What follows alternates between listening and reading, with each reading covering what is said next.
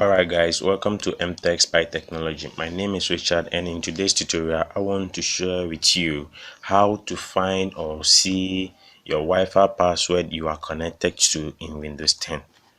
Alright, so without wasting much time, you have to navigate to your toolbox or taskbar and then click on the Wi-Fi icon you can see there to know the Wi-Fi we are connected to.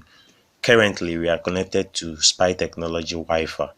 So we know that we are searching for the password of Spy Technology Wi-Fi. So you navigate back to the Wi-Fi icon, and this time around you right click on it and then you go to Open Network and Sharing Center.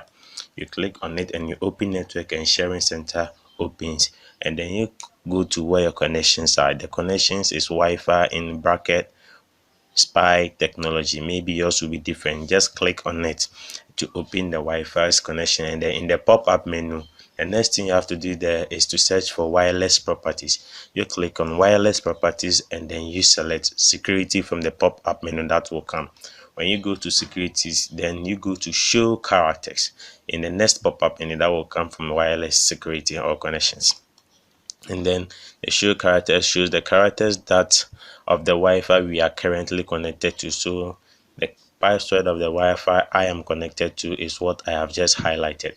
Maybe yours will be different. So that is how to see the password of the Wi-Fi you are currently connected to. Thank you, and don't forget to subscribe to my channel and share with me your comments if you don't understand anything about this video. Thank you. God bless you for watching, and I love you. Bye.